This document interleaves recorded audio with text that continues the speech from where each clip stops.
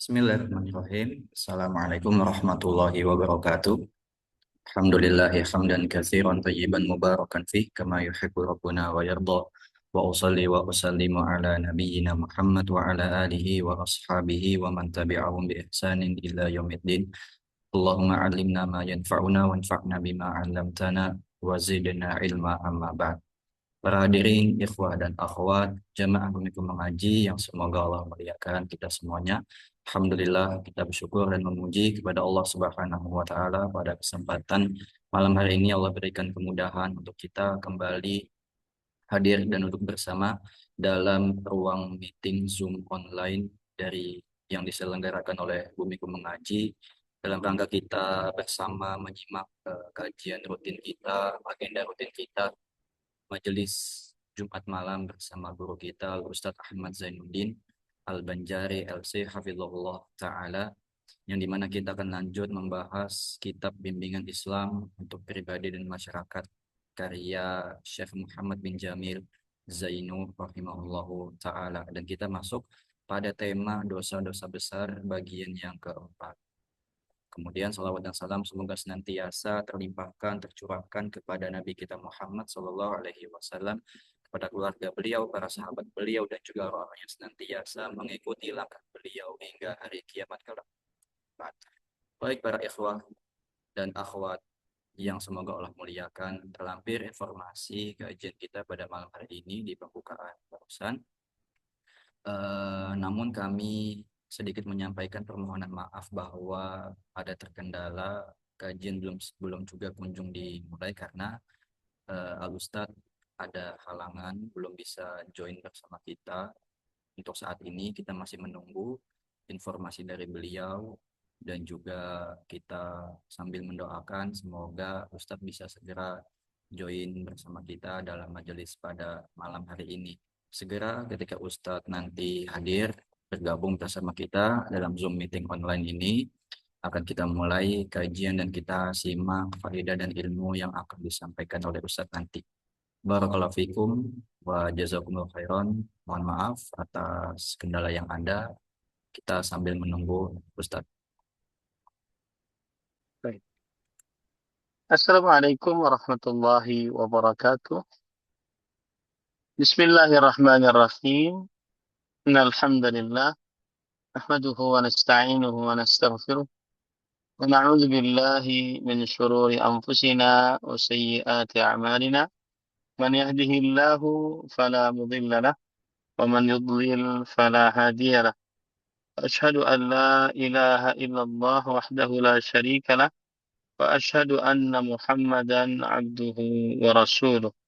يا أيها الذين آمنوا اتقوا الله حق تقاته ولا تموتن إلا وأنتم مسلمون.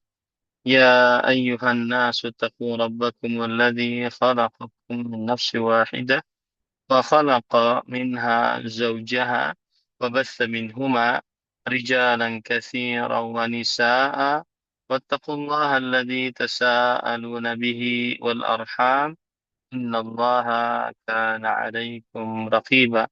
يا أيها الذين آمنوا اتقوا الله وقولوا قولا سديدا يصلح لكم أعمالكم ويغفر لكم ذنوبكم ومن يطع الله ورسوله فقد فاز فوزا عظيما. أما بعد فإن أصدق الحديث كتاب الله وأحسن الهدي هدي محمد صلى الله عليه وعلى آله وسلم وشر الأمور محدثاتها وكل محدثة بدعة وكل بدعة ضلالة وكل ضلالة في النار.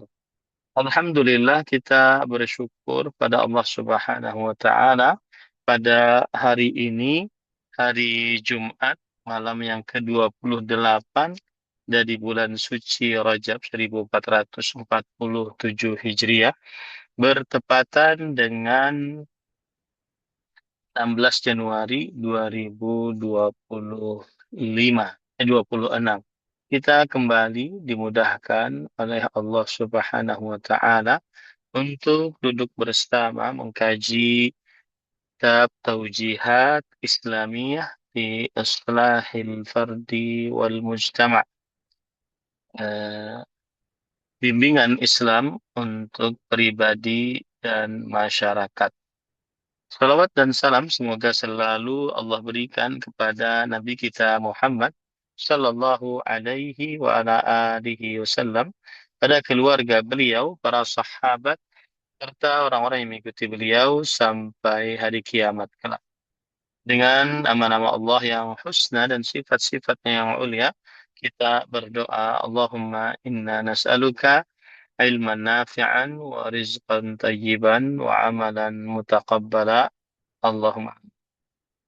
Ahibati fillah, afani Allah wa iyyakum, para jamaah Bumiku Mengaji, Bapak Ibu, saudara-saudari kaum muslimin yang mengikuti kajian ini dimanapun berada, kita masih di dalam Anwa'ul Kabair, dosa-dosa besar. Dosa-dosa besar. Dan bagi Bapak Ibu, saudara-saudari yang ingin mengikuti kajian ini, bisa di-download buku PDF-nya melalui internet dengan judul Bimbingan Islam untuk pribadi dan masyarakat. Masya Allah, mudah di-downloadnya sehingga bisa mengikuti kajian ini dengan maksimal. Bapak Ibu saudara-saudari yang dimuliakan oleh Allah Subhanahu wa taala, kita masuk ke dalam macam dosa besar yang berkaitan dengan harta. Pada pertemuan sebelumnya kita membahas dosa besar makan harta anak yatim tanpa kebenaran. Kemudian yang kedua yaitu al-qimar, berjudi, ya. Kemudian termasuk di dalamnya adalah main dadu dan juga main catur yang di dalamnya ada perjudian, untung-untungan. Kemudian yang sudah kita bahas juga itu pencurian. Mencuri adalah dosa besar. Sekarang kita masuk kepada apa yang disebutkan oleh penulis, yaitu termasuk daripada dosa besar adalah, penulis berkata, qat'ut tariq. Itu pada halaman yang ke-137, merampas, mencuri atau melakukan penodongan di jalan. Qat'ut tariq. Ini adalah termasuk daripada dosa besar. Kalau di kita itu namanya menjamret dan semisalnya. Ya, ini termasuk daripada dosa besar di dalam agama Islam. Dan eh, dalil yang menunjukkan akan hal ini adalah surat Al-Maidah ayat 33. Innama jazaa'ul ladzina yuharibuna Allah wa rasulah wa yas'auna fil ard fasadan an yuqattalu aw yusallabu aw tuqatta'a aydihim wa arjuluhum min khilafin aw yunfaw minal ard. Sesungguhnya balasan orang-orang yang memerangi Allah dan Rasul-Nya dan merusak di bumi, melakukan perusakan di bumi, yaitu dibunuh atau disalib atau dipotong tangan-tangan mereka dan kaki-kaki mereka secara silang atau diasingkan dari bumi. Diasingkan di bumi maksudnya disendirikan. Surat Al-Maidah ayat 33. Ayat ini eh, menunjukkan kepada haramnya qat'ut tariq, yaitu merampas di perjalanan orang untuk menakut-nakuti manusia ataupun untuk berbuat buruk terhadap mereka di jalan-jalan mereka, dengan tujuan untuk membunuh ataupun mengambil harta, ya. Dan contohnya yaitu membunuh di jalan. Seperti misalkan para begal membunuh di jalan, kemudian juga menjamret, merampok di jalan, termasuk di dalamnya adalah bajing loncat kalau istilahnya itu, ya. Eh, Bajing loncat itu adalah mengambil harta harta orang lain. Ini istilah populer di Indonesia menyebut untuk pelaku kejahatan jalanan yang melompat naik ke kendaraan, biasanya truk atau bus atau mobil yang baknya terbuka, kemudian mencuri barang saat kendaraan berjalan ataupun saat kendaraan berhenti, lalu kemudian dia turun dan kabur begitu saja. Maka ini termasuk daripada qat'ut thariq, yaitu merampas di perjalanan, merampas di perjalanan. Kemudian yang kedua itu juga memberikan rasa takut tidak aman di jalan. Kalau melewati jalan tersebut, maka merasa tidak aman. Ini termasuk daripada qat'ut thariq. Ini diharamkan di dalam agama Islam. Kenapa dia termasuk daripada dosa besar? Karena di dalam ayat disebutkan yaitu merusak, melakukan pengrusakan di bumi. Kemudian juga membuat keamanan tidak stabil di tengah masyarakat. Kemudian diancam dengan siksa oleh Allah Subhanahu wa taala di dalam ayat tadi surat Al-Maidah ayat 33. Nah, ini para ikhwan yang dirahmati oleh Allah Subhanahu wa taala. Baik. Kemudian yang selanjutnya adalah penulis berkata termasuk dosa besar di dalam perihal harta yaitu akhdhul mali ghasaban. Akhdhul mal ghasaban. Akhdhul mal secara ghasab. Apa itu ghasab? Ya. Para ikhwan yang dirahmati oleh Allah Subhanahu wa taala, al-ghasabu dan kemudian bedanya dengan as-sariqah. Apa bedanya dengan pencurian? Dosa besar ghasab, ghasab adalah mengambil atau menguasai harta orang lain dengan kezaliman tanpa kebenaran. Baik itu hartanya bisa dipindah seperti mobil, HP, atau yang tidak bisa dipindah seperti tanah, rumah, ya. Nah, ini namanya ghasab, yaitu menguasai atas harta orang lain dengan kezaliman, dengan berbuat secara zalim. Gitu. Ini termasuk daripada dosa besar dan dalilnya keumuman ayat surah Al-Baqarah ayat 188. Wala ta'kulu amwalakum bainakum bil batil. Janganlah kalian memakan harta harta kalian di antara kalian dengan kebatilan, dengan kebatilan. Kemudian juga berdasarkan hadis riwayat Bukhari Muslim, man zalama shibran minal ardi tawwiqahu Allahu tawwiqahu sab'i aradin.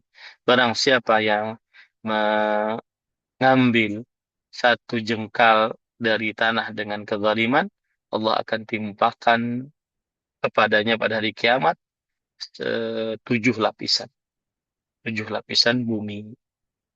Dan bedanya dengan pencurian atau bahasa Arabnya sedekah adalah mengambil harta orang lain dengan sembunyi-sembunyi. Jadi kalau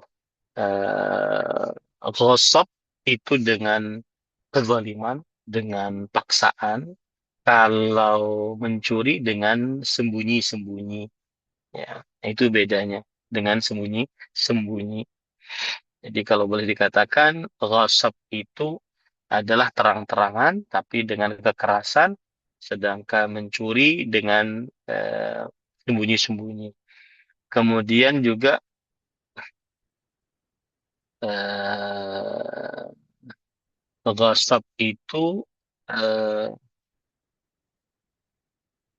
tidak tidak tidak di tempat yang tersembunyi gitu. Maksudnya barangnya itu tidak dikunci, dijaga, tapi dia ambil terang. Sedangkan mencuri itu terang-terangan.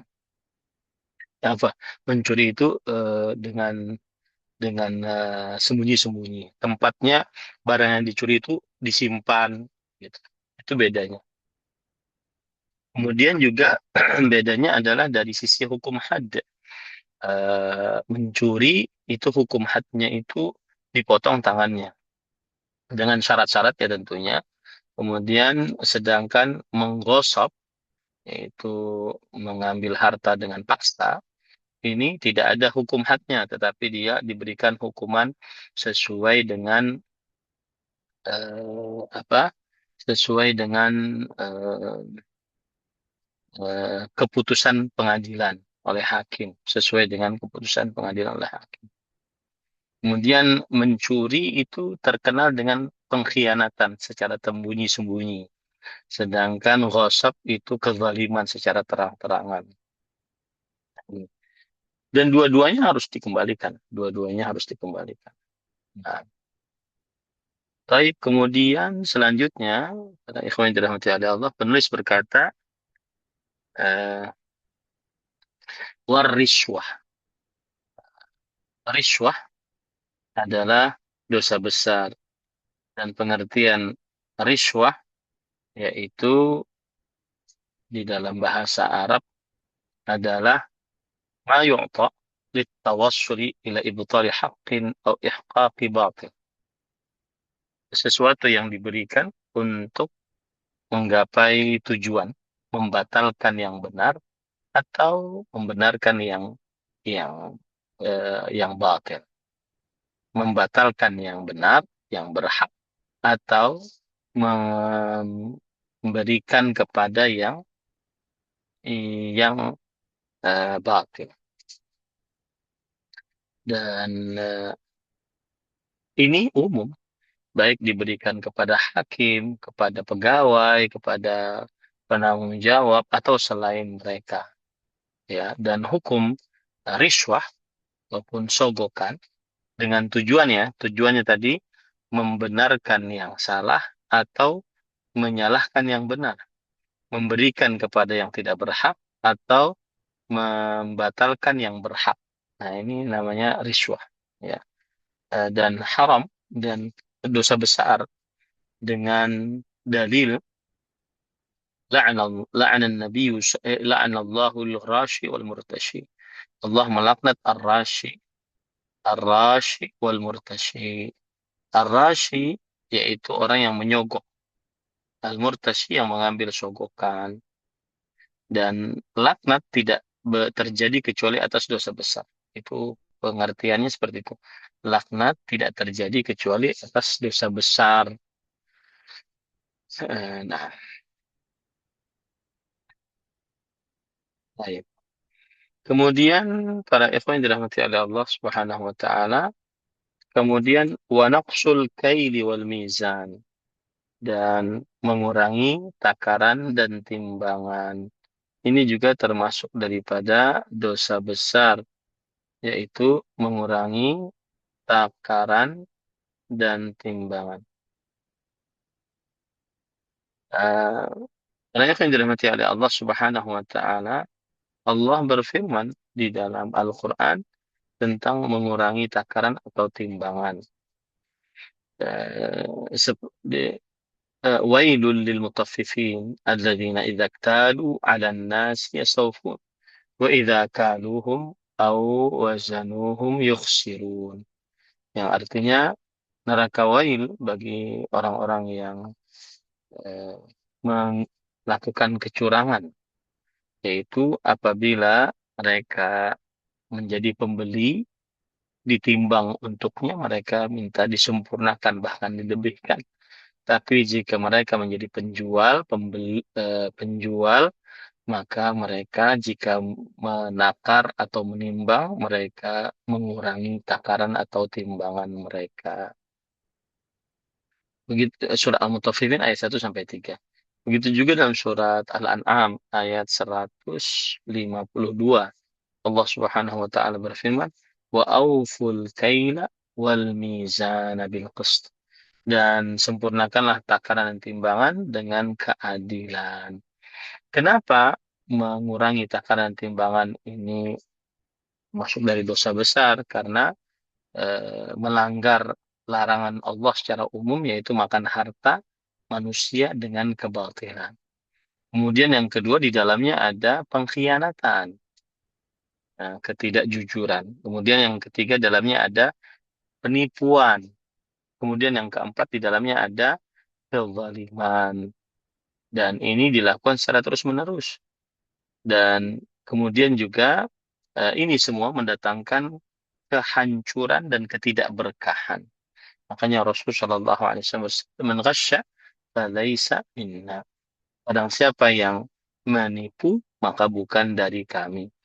Maka mengurangi takaran atau timbangan dengan sengaja, kemudian main-main dengan takaran dan timbangan, baik itu konvensional ataupun digital zaman sekarang, kemudian mengurangi jumlah tidak sesuai dengan harga yang dibeli, kemudian menipu di dalam hitungan ataupun menipu di dalam sifat-sifat barang yang sudah disepakati berbeda dengan yang datang, kemudian memberikan kesan bahwa barangnya baik padahal itu adalah buruk dan seterusnya. Maka ini semua adalah termasuk daripada mengurangi takaran dan timbangan, dan itu adalah dosa besar. Kemudian yang selanjutnya adalah al-yaminul ghamus wal al-halifu billahi kadziban li akhdhil mal. Penulis berkata, termasuk daripada dosa besar dalam perihal harta adalah eh, memberi kesaksian palsu. Memberi kesaksian palsu di sini maksudnya adalah pada ikhwan yang dirahmati oleh Allah, yaitu eh, seseorang bersumpah dengan nama Allah dengan palsu atau dengan ketidakjujuran agar bisa mengambil harta orang lain. Ini namanya al-yamin al-ghamus. Ini namanya adalah al-yamin al-ghamus. Dan ini diharamkan dalam agama Islam. Dalil pengharamannya adalah Rasul Shallallahu Alaihi wa ala alihi Wasallam bersabda, "Man iqtata'a haqqa imri'in muslim biyamini, faqad aujaballahu lahun nar wa harrama alaihi jannah." Artinya, barang siapa yang mengambil hak seorang muslim dengan sumpahnya, maka wajib Allah telah wajibkan untuk neraka, dan Allah telah haramkan atasnya surga. Allah telah wajibkan untuknya neraka dan Allah haramkan atasnya surga. Para sahabat bertanya, "Wa in kana syai'an yasiran ya Rasulullah." Bagaimana kalau itu hanya sedikit saja wahai Rasulullah? Saya bersumpah untuk dapat bagian meskipun hanya sedikit saja. Bagaimana itu? Wa in qadiban min arab, meskipun hanya satu ranting dari pohon kayu arok, meskipun hanya satu ranting dari pohon kayu arok, yaitu untuk bersiwak. Kenapa di dalam uh, bersumpah dengan sumpah palsu untuk mengambil hak milik orang lain itu dosa besar? Karena dia berarti mendustakan, dia berarti berdusta dan disertai dengan eh, pengagungan nama Allah Subhanahu wa taala. Jadi berdusta dengan mengagungkan nama Allah ini kan masuk daripada dosa besar. Kemudian juga di dalamnya makan harta manusia dengan kebatilan. Kemudian di dalam sumpah palsu untuk mengambil hak orang lain ini juga adalah mengumpulkan kedustaan dan kezaliman serta peremehan terhadap Allah Subhanahu wa taala. Mendustakan kedustaan, kezaliman, dan meremehkan Allah Subhanahu wa taala.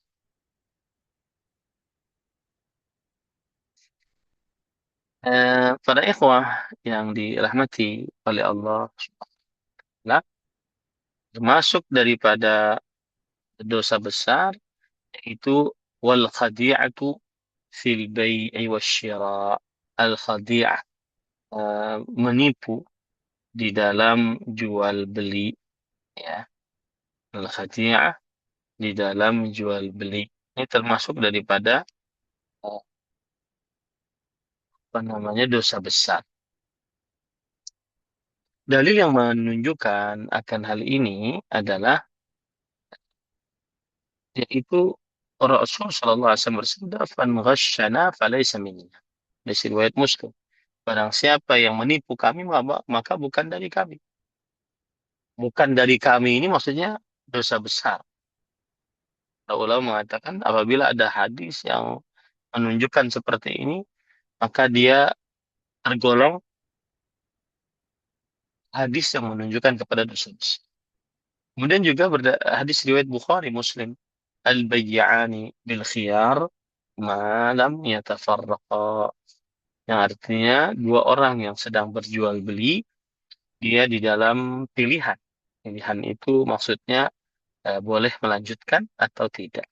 Selama belum berpisah kedua-duanya. Fa in sadaqa wa bayyana burika lahum fi bai'ihima. Kalau kedua-duanya, baik si pembeli ataupun si penjual, jujur, menjelaskan apa adanya, maka diberkahi untuk mereka berdua di dalam jual beli mereka berdua. Wa in katama wa kadzaba muhiqat barakatu bai'ihima. Kalau seandainya kedua-duanya menyembunyikan, berdusta, maka dihancurkan keberkahan di dalam jual beli mereka berdua. Hadis riwayat Bukhari dan Muslim. Kenapa berbuat menipu di dalam jual beli ini termasuk dosa besar? Karena di dalamnya makan harta manusia dengan kebatilan, di dalamnya dusta, di dalamnya berkhianat, di dalamnya merusak kepercayaan, dan juga menghancurkan keberkahan. Dan ini semua menunjukkan bahwa itu adalah dosa besar.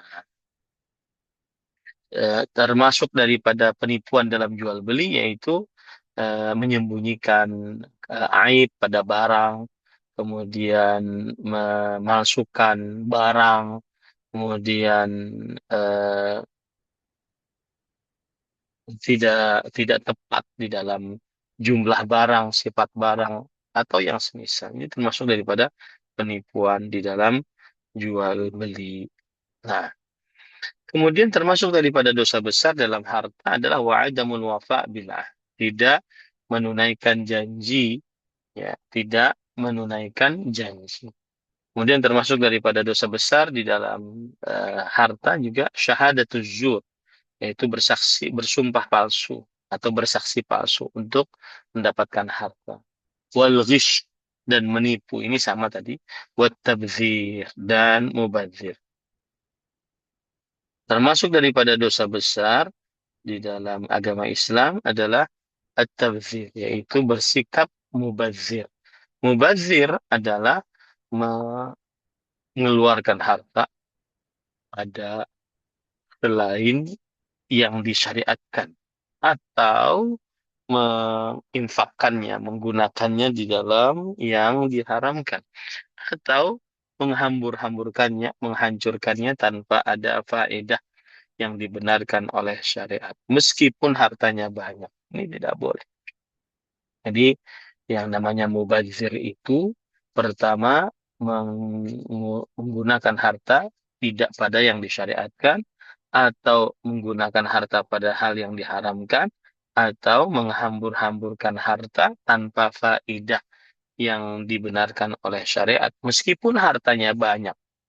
Nah, ini termasuk daripada dosa besar karena Allah berfirman dalam surah Al-Isra ayat 26 sampai 27. Wala tubadzir tabdzira. Innal mubadzirin kanu ikhwana syayatin wa kana syaitanu li rabbih kafura. Dan janganlah kamu berlaku mubazir dengan sebenar-benar mubazir. Sesungguhnya orang mubazir mereka adalah saudara-saudaranya syaitan. Dan syaitan terhadap Rabb-nya sangat kufur.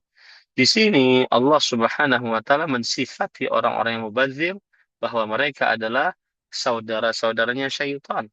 Ini menunjukkan bahwa besarnya dosa mubazir dan itu tidak terjadi kecuali pada dosa besar. Baik, termasuk dalilnya juga adalah hadis riwayat Bukhari Muslim. innallaha kariha lakum thalathan. Sesungguhnya Allah membenci kalian untuk tiga hal. Qila wa qala wa kasratas su'al wa idha'atal mal. Yang pertama, suka menggosip.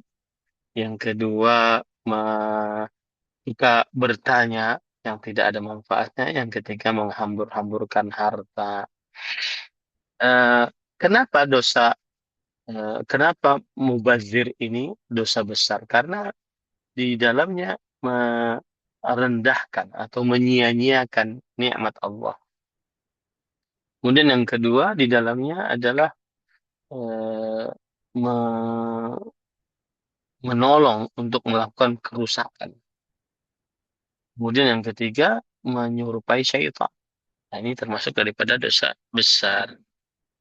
Para ikhwan yang dirahmati oleh Allah Subhanahu wa taala, eh, kalau kita perhatikan potret-potret daripada mubazir di antaranya adalah menggunakan harta untuk hal-hal yang diharamkan, seperti minum yang memabukkan, berjudi, melakukan pengerusakan. Kemudian yang selanjutnya termasuk daripada potret mubazir adalah berlebih-lebihan di dalam walimatul urus, resepsi pernikahan, tanpa ada sesuatu yang mendesak untuk berlebih-lebihan.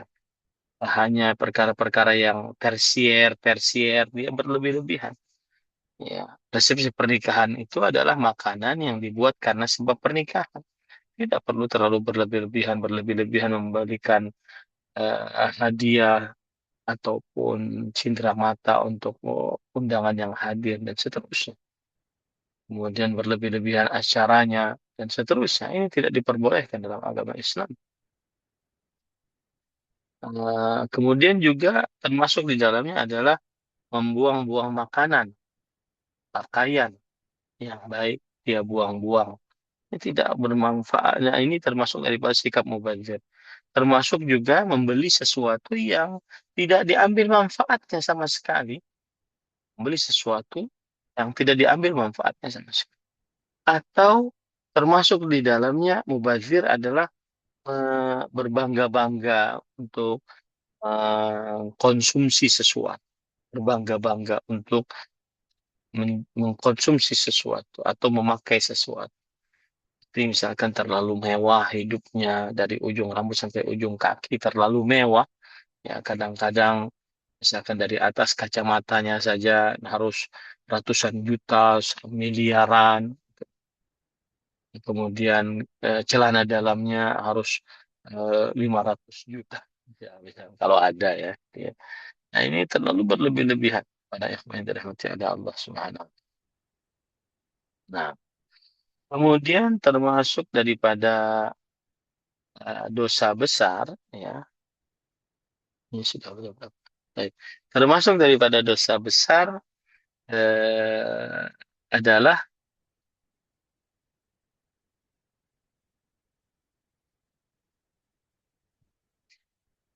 yaitu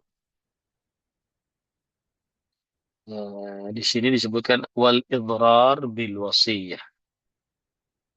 Yusi bidainin laisa alaihi liyamna'al warathah min haqqihim. Yang artinya yaitu eh, me-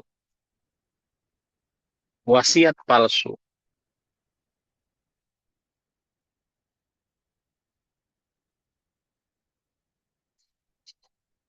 Wasiat palsu. Apa maksudnya wasiat palsu di dalam bahasa Arabnya? Disebutkan begini, yaitu an yusi bidainin laisa alaih liyamna'al waratha min haqqih. Dia memberikan wasiat bahwa dia punya hutang di sini. Padahal dia tidak punya hutang. Agar ahli warisnya tidak dapat hartanya. Padahal itu adalah hak ahli waris apabila sudah meninggal yang memiliki harta. Apabila sudah meninggal yang memiliki harta. Ini para ikhwan yang dirahmati oleh Allah Subhanahu wa taala. Kemudian dan ini termasuk daripada dosa besar, ya.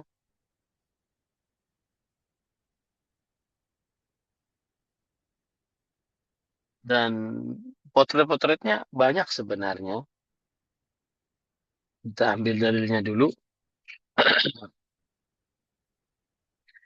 Eh, inti pekerjaannya ini adalah akibat wasiat seorang yang mau meninggal, akhirnya ahli waris mendapatkan kerugian. Ya, akhirnya ahli waris mendapatkan kerugian. Dalam surah An-Nisa ayat 12 Allah berfirman, "Min ba'di wasiyatin yusi biha aw dainin ghaira mudhar." Ya, pembagian harta waris itu harus dibagikan setelah wasiat yang diwasiatkan kepadanya atau setelah bayar hutang tanpa membahayakan. Nah, ini kata-kata tanpa membahayakan, ya, tanpa membahayakan. Jadi membahayakan di sini yang tidak boleh dilakukan oleh eh, orang yang memberi wasiat yang mau meninggal, membahayakan ahli waris. Begitu juga Allah berfirman dalam surah An-Nisa ayat 13, yaitu tilka hududullah. Maka itu adalah batasan-batasan hukum Allah Subhanahu wa taala. Batasan-batasan hukum Allah Subhanahu wa taala. Di sini Allah membatasi wasiat dengan ghaira mudhar. Artinya tidak membahayakan. Maka termasuk daripada dosa besar eh, adalah wasiat membahayakan ahli waris. Tidak boleh ini. Nah, kenapa dia wasiat membahayakan ahli waris ini dosa besar? Karena makan harta orang dengan kebatilan, kezaliman bagi ahli waris. Ya. Kemudian juga sikap licik terhadap syariat Allah dalam perihal harta waris. Nah, kemudian juga melampaui batasan-batasan hukum Allah Subhanahu wa taala.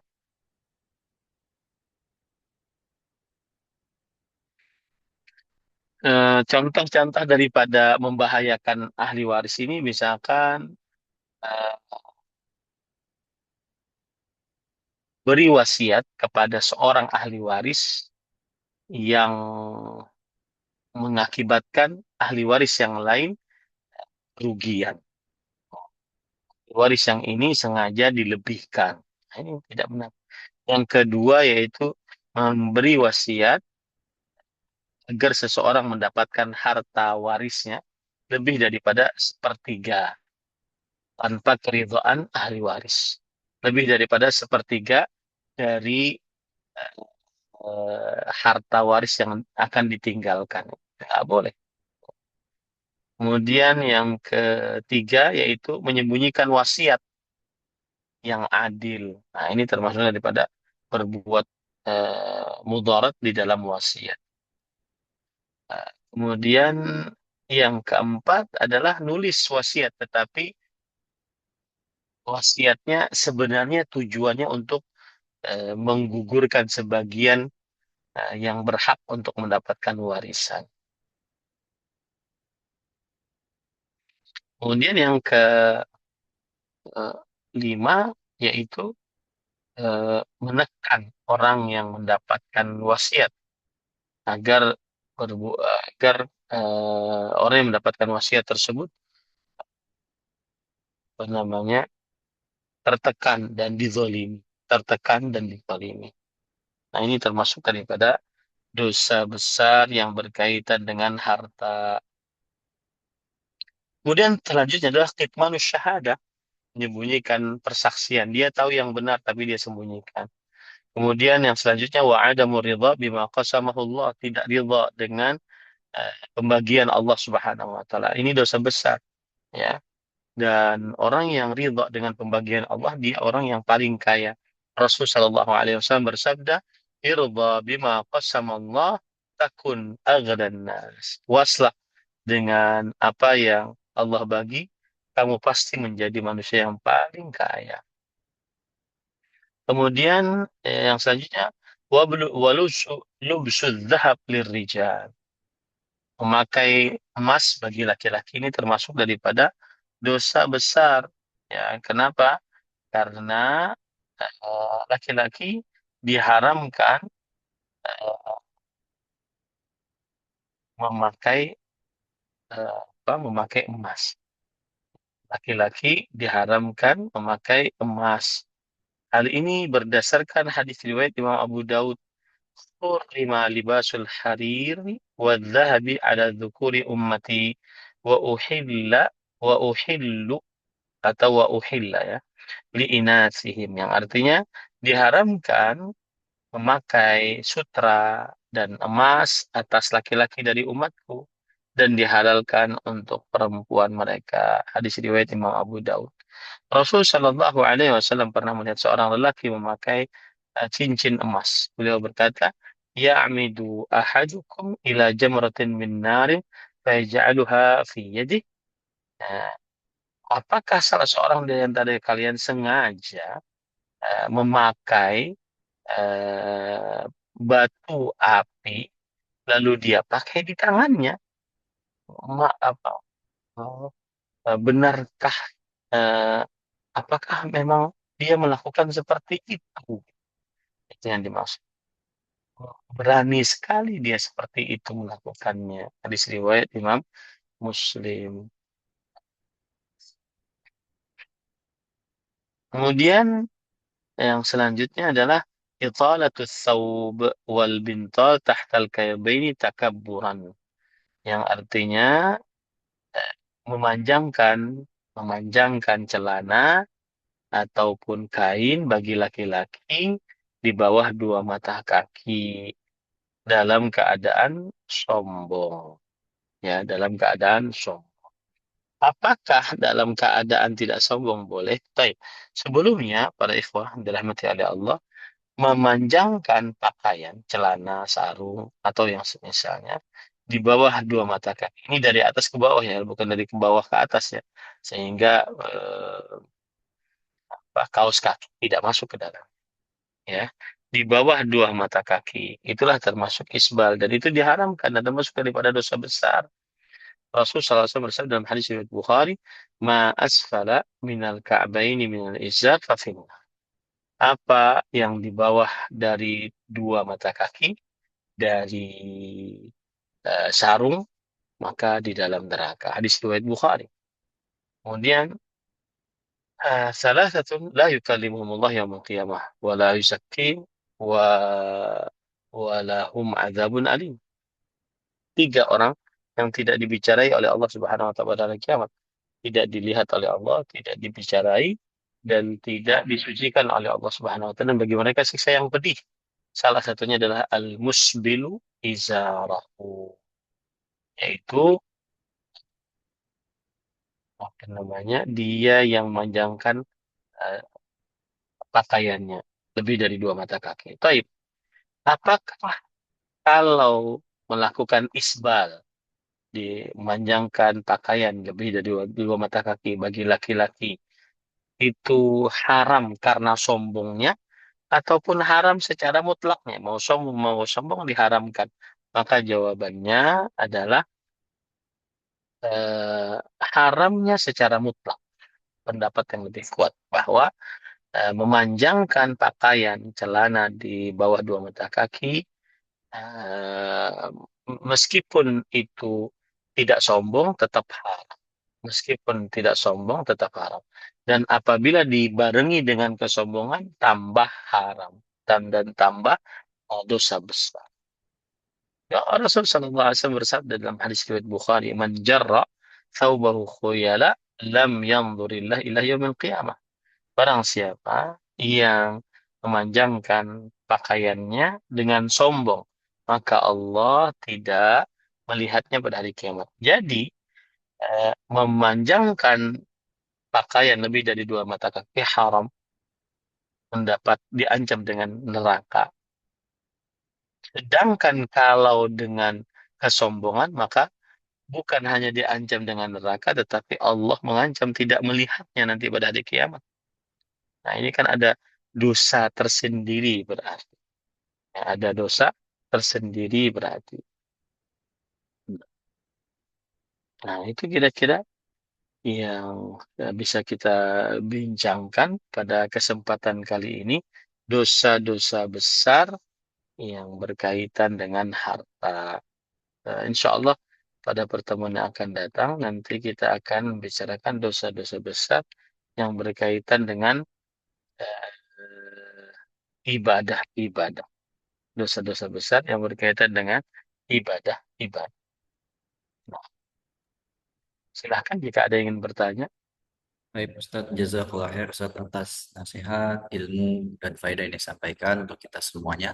Baik para ikhwah dan akhwat yang semoga Allah muliakan kita semua. Alhamdulillah kita masuk ke sesi berikutnya yaitu tanya jawab bersama Ustadz. Kami persilahkan kepada para hadirin yang ingin bertanya secara langsung bisa menggunakan tombol raise hand untuk bisa langsung bertanya kepada Ustadz, dan juga yang ingin menuliskan pertanyaannya bisa mengirimkannya di kolom chat kepada kami untuk nanti kami bacakan. Baik, kami persilahkan kepada penanya pertama yang sudah angkat tangan atas nama pelajar Sohi. Silakan bisa bertanya langsung kepada Ustadz.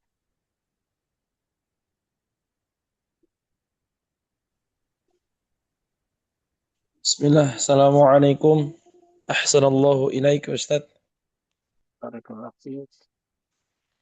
Apa Ustaz, Anda izin bertanya, qadarullah tadi ada pembahasan tentang warisan, Ustaz.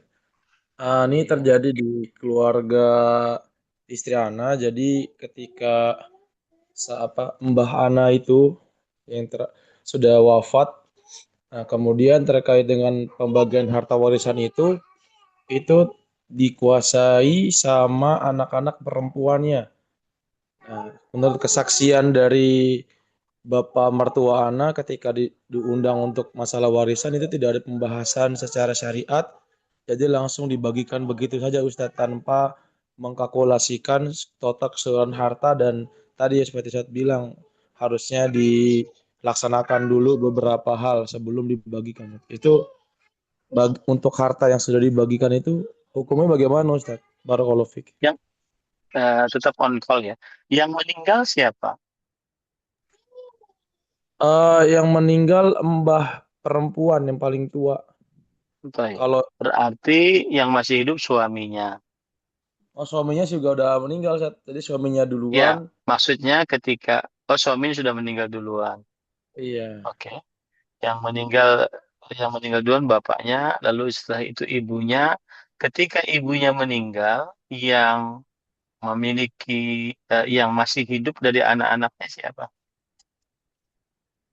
Itu yang paling tua sih kalau diurut. Karena yang paling tua dari laki-lakinya sudah meninggal.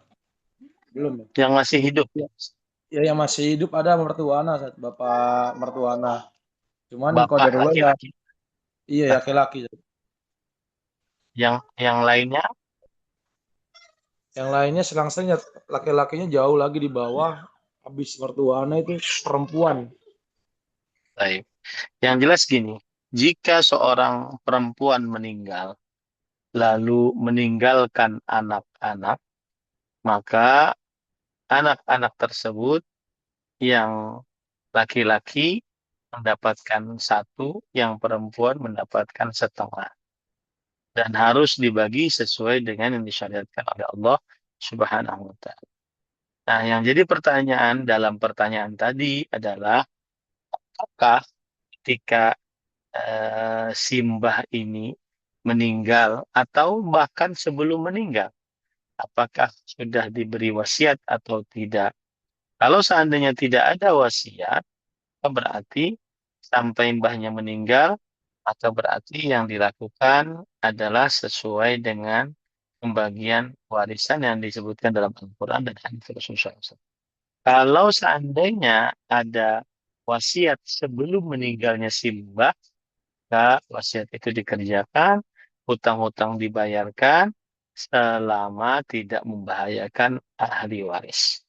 Tetapi jika ternyata ahli waris tidak sesuai dengan syariat Islam, maka dia berarti mengambil harta dengan kezaliman dan dia wajib mengembalikan harta yang dia ambil tanpa kebenaran tadi. Wallahu alam. Baik, syukran. Syukran Ustaz. Jazakallah khairan. Baik Ustaz, jazakallah khair atas jawabannya wa ahsanallah ilaik. Kita lanjut ke penanya berikutnya. Kami persilakan untuk Bapak Abi Yahya bisa bertanya langsung kepada Ustaz. Silakan Bapak. Ya, Assalamualaikum warahmatullahi wabarakatuh. Waalaikumsalam warahmatullahi wabarakatuh, Pak. Ustadz, saya punya dua pertanyaan, Ustadz. Bagaimana cara taubat dari dosa seumpama kita dulu banget pernah ngambil sesuatu yang bukan milik kita dan orangnya nggak tahu kemana gitu. Itu yang pertama, Ustadz. Yang kedua, Pak. Ya, yang kedua, bagaimana sikap kita apabila kita datang ke sebuah toko gitu ya, toko atau warung gitu, membeli barang atau makanan, tapi si pedagang ini ngegetok harga yang nggak sesuai dengan harga aslinya, gitu Ustaz. Karena dia begitu begitu kita mau beli, dia ngelihat kita pegang uang, langsung dia bilang ya segitu harganya, padahal harganya nggak segitu. Maksudnya boleh Gitu, atau Ustaz. tidak? Iya, boleh apa enggak gitu, Ustaz. Kalau misalnya kita terlanjur beli di dia gitu. Nah. Itu, Ustaz. Baik. Wassalamualaikum warahmatullahi wabarakatuh. Waalaikumsalam warahmatullahi wabarakatuh. Bismillah, walhamdulillah, wassalatu wassalamu ala rasulillah, wa ala alihi wa ashabihi wa man wala, amma ba'd.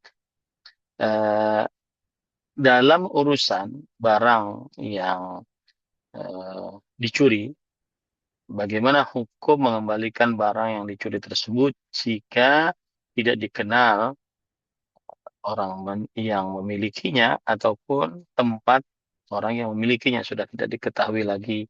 Maka jawabannya, kaidah secara umum adalah mengembalikan harta curian wajib dan tidak sah taubat dari pencurian kecuali mengembalikan hak orang lain dengan sebenarnya kepada orang lain tersebut.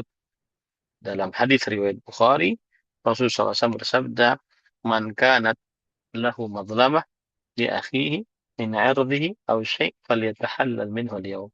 Siapa yang memiliki kezaliman terhadap saudaranya, baik urusan kehormatannya atau sesuatu apapun, maka hendaklah dia minta halal darinya pada hari ini. Taib, kalau seandainya orang yang mencuri atau mengambil harta orang lain, dia tidak mengetahui pemilik hartanya di mana dan susah untuk mengetahuinya, maka jika seorang pencuri tersebut sudah bertobat dan dia sudah berusaha untuk mengembalikan harta orang yang dicuri tadi dan tetap dia tidak mengetahui keberadaannya atau susah untuk sampai kepadanya, setelah dia berusaha semaksimal mungkin, maka dia bisa bersedekah dengan harta atas nama orang yang dicurinya tadi. Bisa bersedekah dengan harta atas nama orang yang bersedekah tadi. Dia niatkan bahwa sedekahnya ini untuk orang yang barangnya yang dia curi. Kemudian tapi perhatikan baik-baik, kalaupun seandainya nanti dia ketemu orang yang dia curi barangnya tersebut, maka dia wajib untuk mengembalikan. Dia wajib untuk mengembalikan. Nah, cuma ini pun nanti ketika di akhirat tetap dia harus berurusan dengan orang tersebut. Sampai selesai urusannya, baru bisa masuk surga ataupun masuk neraka. Nah, Allahu a'lam. Kemudian pertanyaan selanjutnya yaitu membeli barang yang tidak ada tawar-menawar. Apakah sah hartanya? Apa sah jual belinya? Para ikhwan yang dirahmati oleh Allah Subhanahu wa taala, membeli barang tanpa ada tawar-menawar, kita harus menundukkan dulu beberapa hukum asal. Hukum asal dalam jual beli adalah antaradin. Ya, antaradin. Yaitu surah An-Nisa ayat 29. Ya ayyuhalladzina amanu la ta'kulu amwalakum bainakum bil batil illa an takuna tijaratan an taradin minkum. Hai orang beriman, janganlah kalian makan harta-harta kalian di antara kalian dengan kebatilan, kecuali menjadi jual beli dengan ridha di antara kalian.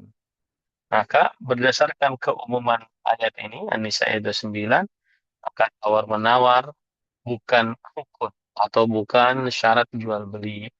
Jika penjual menetapkan harga dan pembeli ridha, maka akad jual belinya sah. Ya, akad jual belinya sah. Wallahu a'lam.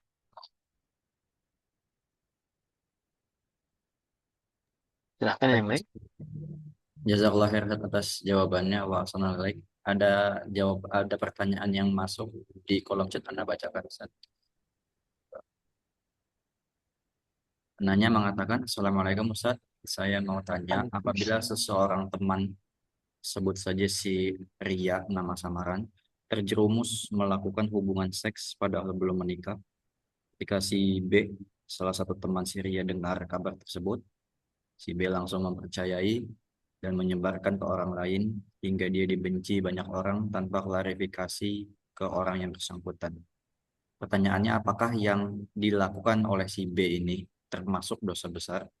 Dan kalau sudah terlanjur, bagaimana cara taubatnya, Ustaz? Eh, pakai namanya, coba ulangi. Baik, misalkan si Ahmad. temannya, si Ria ini yang disebutkan penanya tadi, dengar kabar bahwa si Fulana bahwa dia melakukan hubungan seks di sini terjerumus sebelum menikah dan si Oke. sebentar Ustaz, ini pertanyaannya agak panjang.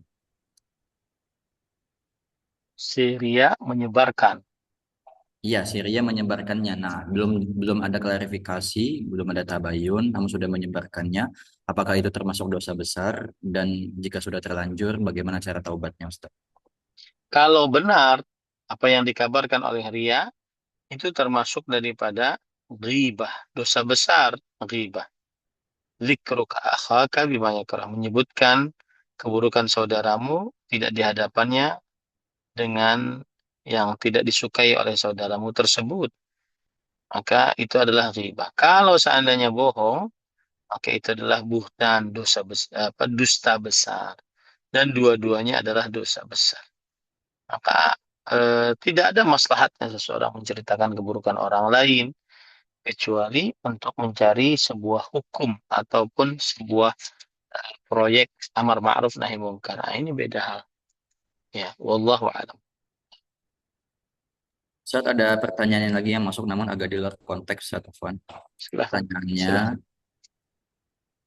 bagaimana hukum bagi seorang wanita yang belum selesai menunaikan hutang puasanya di tahun yang lalu, di Ramadan tahun lalu?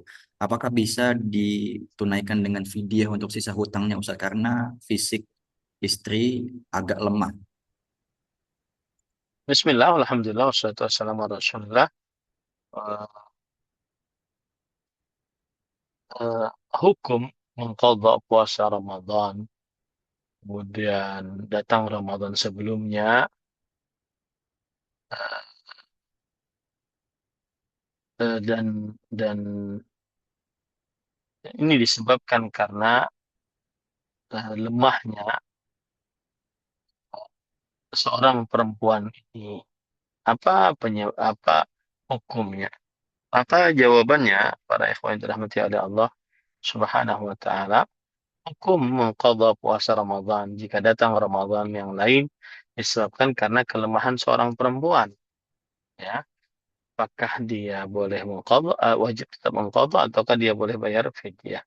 Maka jawabannya adalah tidak ada dosa kalau seandainya dia lemah terus-menerus, kemudian penyakitnya tidak hilang, ataupun kehamilannya yang terus-menerus ataupun menyusuinya yang terus-menerus, maka ini tidak ada dosa.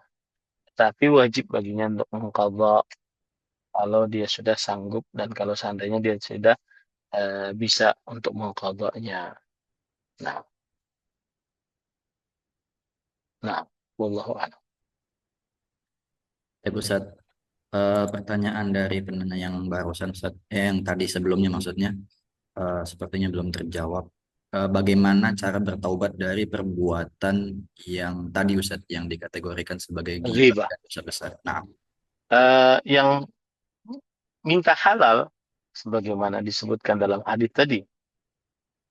Yang kedua, kalau kira-kira dia minta halal maka akan jadi runyam urusannya, maka dia banyak banyak menyebutkan kebaikan orang yang pernah dia sebutkan keburukannya, ya, di tempat-tempat yang dia pernah menyebutkan keburukannya. Kemudian yang ketiga, dia banyak beristighfar untuk orang yang pernah dia ghibah. Allahu a'lam. Ustaz, satu lagi boleh Ustaz, Afwan? Silakan, silakan. Baik Ustaz. Terakhir ya. Nah, Ustaz, ada pertanyaan. Bagaimana hukum memakai emas putih bagi laki-laki Ustaz? Baik. Bismillah, walhamdulillah. Wassalatu wassalamu ala rasulillah wa ala alihi wa ashabihi wa man walah. Amma ba'd, hukum memakai emas putih bagi laki-laki diperbolehkan. Karena yang dilarang adalah emas yang dikenal, yaitu emas kuning, emas kuning. Nah, hukum memakai emas putih maka tidak mengapa karena dia tidak tergolong emas yang diharamkan. Tergolong emas yang diharamkan.